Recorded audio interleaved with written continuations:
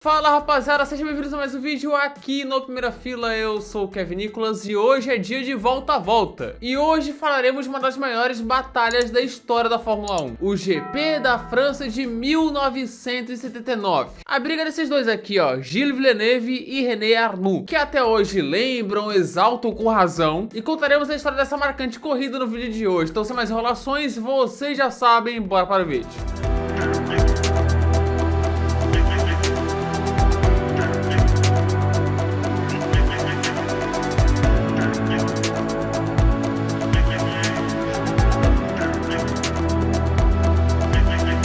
Antes de tudo, vamos relembrar a temporada de 1979, até ali que tava legal. E a minha dificuldade de falar números com 70 é brincadeira. Problema de dicção. Bem, era o início da era do efeito solo, cuja Lotus revolucionou na temporada anterior. Mas a Lotus em si tava bem capenga. As equipes mais fortes de início eram a Ferrari e a Ligier, onde a Ligier venceu as duas primeiras etapas, ambas com Jacques Laffite, que não tem nenhuma ligação com o Latifi. Nicolas Laffite e Lance Stroll fazem uma fila só canadense. Depois, Gilles Villeneuve venceu duas seguidas e virou o líder do campeonato, antes do Jody Scheckter vencer duas seguidas também e tomar a ponta dele facilmente. Acabou a brincadeira. E naquela época existia a regra dos descartes. Ai, não! Mas era meio diferente. Eram contabilizados os 4 melhores resultados das 7 primeiras corridas e os 4 melhores resultados das 8 últimas corridas. Uma verdadeira bagunça. Agora parece que piorou. E o maior prejudicado nisso tudo era o próprio Scheckter, que era mais consistente que o Villeneuve. Desse jeito, a Fórmula 1 chegou para a 8ª etapa em Dijon-Renoir, na França, assim. Jody Scheckter de Ferrari liderava o campeonato com 6 pontos de vantagem para o segundo colocado, Laffite, que poderia ser 10 de vantagem se não fossem os descartes. Gilles Villeneuve, a outra Ferrari, aparecia com 20 pontos em terceiro, a mesma pontuação de Depailler e Reutemann. E desse jeito, a Fórmula 1 chegava para o GP da França em Dijon-Renoir. E não era o GP da Suíça realizado na França ainda. Isso só foi rolar em 82.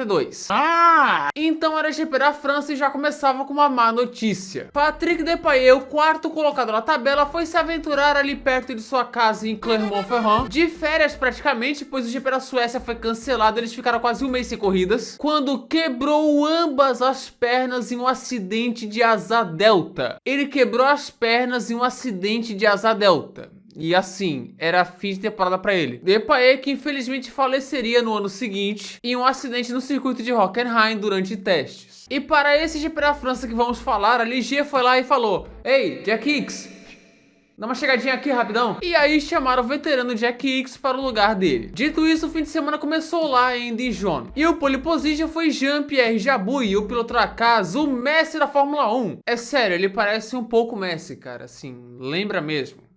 Ou eu tô louco? Tá louco, Baran? Tá louco? Completando a primeira fila, lá estava René Arnoux, ou seja, a primeira fila 100% Renault. Corrida na França com 2 pilotos franceses em carros franceses na primeira fila. Interessante. E o resto do grid ficou assim: Gilles Villeneuve, o jovem Nelson Piquet, Scheckter, Lauda, Alan Jones, Laffite, Regazzoni e Jarier fechando o top 10. Assim, o grid estava preparado para 80 voltas no curto circuito de Dijon-Renoir. A torcida francesa maluca por ter 2 pilotos franceses de Renan na ponta. A Globo transmitiu essa corrida ao vivo, isso mesmo, com a narração dele, da voz marcante de Léo Batista. E os comentários, é claro, eram de Reginaldo Leme. Luciano do Vale não narrou essa corrida, pois ele estava na cobertura dos Jogos Pan-Americanos de San Juan, em Porto Rico. E dessa forma, a luz verde se acendia e começava o GP da França. As Renault largaram muito mal, tinha gente até indo pra grama, e nisso Gilles Villeneuve voou e tomou a ponta. Fala dele!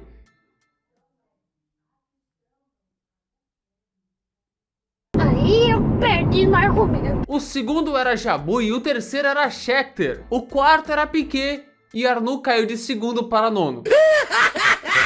Enquanto a tecnologia dos anos 70 era mostrada com uma foto gigante do Villeneuve na tela. Mas após a queda de Arnoux, ele foi se recuperando. No início de prova, ele já passava Lauda e Jarier. Lauda, inclusive, que foi ultrapassado pela Williams e Alan Jones também. O primeiro piloto a parar foi Jan Lammers, com o carro mais feio da história da Fórmula 1.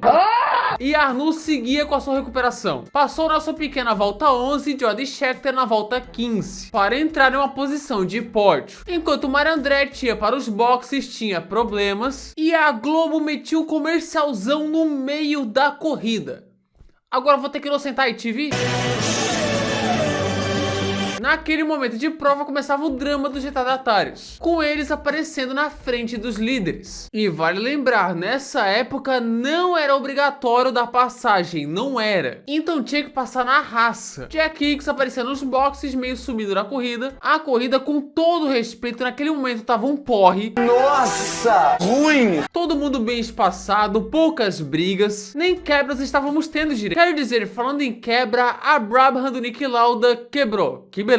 Enquanto isso apareceu o Gilles Villeneuve dando uma travada, o Emerson Fittipaldi passando a McLaren de John Watson, que fase, e após essa fritada de Gilles foi se aproximando Jean-Pierre Jabouille. A diferença que era de 4 segundos em poucas voltas evaporou. Sumiu! Ele estava colado, cometeu um erro que o fez ficar longe de novo, mas dá algumas voltas e lá estava Jabouille colado novamente, enquanto várias ultrapassagens rolavam em outras posições que a TV mal pegava. E ele seria o fator chave nessa briga, os retardatários. Isso vai dar uma confusão. Que já estava atrapalhando há um bom tempo, mas no final da volta 46, Villeneuve foi bem atrapalhado por Hélio De Angelis, aí o Jabouille saiu mais lançado, botou de lado e fez a ultrapassagem sobre o canadense. Jabouille é líder na França novamente.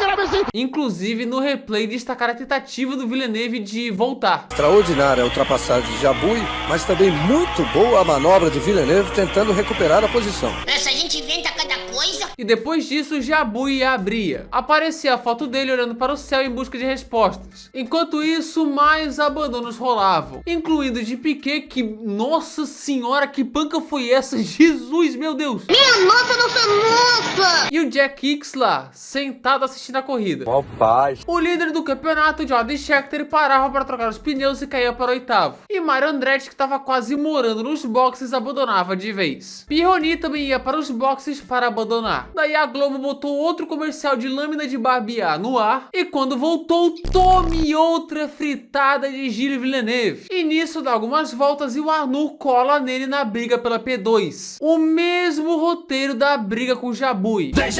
E o Villeneuve tinha algum problema, porque ele estava fritando o pneu toda santa volta, incluindo a volta seguinte, a chegada do Arnoux, tome fritada. Então, com 4 para o fim, começa o épico duelo Arnoux versus Villeneuve. Primeiro, mais um retardatário atrapalha o Villeneuve. Pera, é o De Angelis de novo? Tu tá aqui de novo, menor! E aí Arnoux se aproxima e passa o canadense na abertura da volta 78. E o Villeneuve ainda tentou segurar por fora na curva 1, mas não deu. O mesmo roteiro da ultrapassagem do Jabouille, o mesmo roteiro, que bizarro. Só que dessa vez Gilles Villeneuve não desistiria. A abertura da penúltima volta ele tava longe, mas com uma fritada master de pneu ele meteu o dive bomb e passou o Arnoux. Mas a loucura se intensificaria na última volta.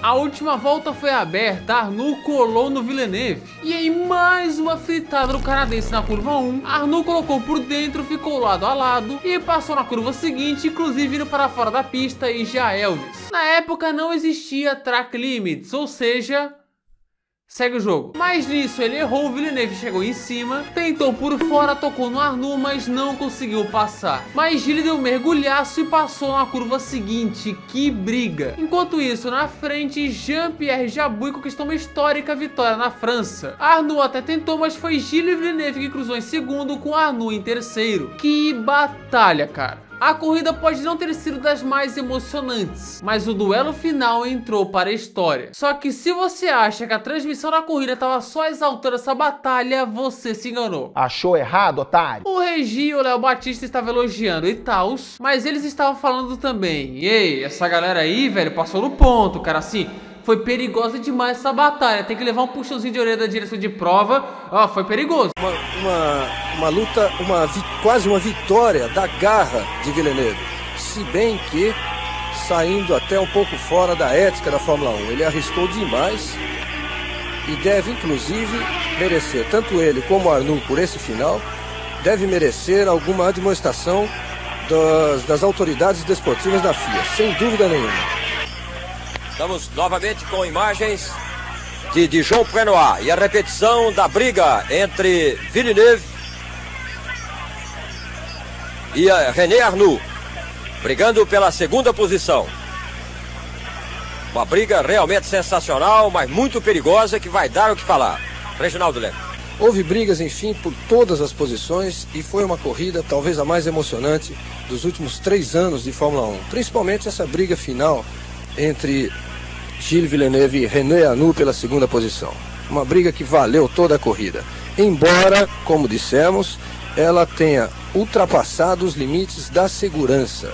Sem dúvida nenhuma, esses 2 pilotos serão admoestados pelos dirigentes da FIA, porque ultrapassaram nessa luta pela segunda posição os limites da segurança e até da ética na Fórmula 1. Na época, nos anos 70, reclamaram da batalha perigosa entre eles. Quando as coisas eram bem mais simples, não ligavam tanto para esse negócio de segurança e coisa do tipo, cagavam mesmo. Mas mesmo assim teve essa reclamação. E eu nem achei tão perigosa assim não, tá? E eu falei da vitória histórica do Jabouille porque foi uma sequência de marcos. A primeira vitória da Renault na Fórmula 1, sim, a primeira. Uma vitória de uma equipe francesa na França com piloto francês, utilizando pneu francês, motor francês e combustível francês. A primeira vitória de um francês na França desde 1949 e também a primeira vitória de um motor turbo na Fórmula 1. E é claro, a primeira vitória da carreira de Jabouille. Ou seja, uma corrida completamente histórica. Tudo isso? A classificação ficou assim, então: Jabouille vencedor, Villeneuve e Arnoux, esses 2 malucos showmans no pódio, Alain Jones, Jarier e Regazzoni fechando a zona de pontos. Jody Scheckter, líder do campeonato, não pontuou. E ainda sobre a briga, eu vejo muita gente utilizando essa batalha Polêmica. como exemplo de uma Fórmula 1 de verdade, mais raiz, que não tinha punição por track limits, e não tinha mesmo. Mas aí é por algo óbvio, só existia desclassificação naquela época.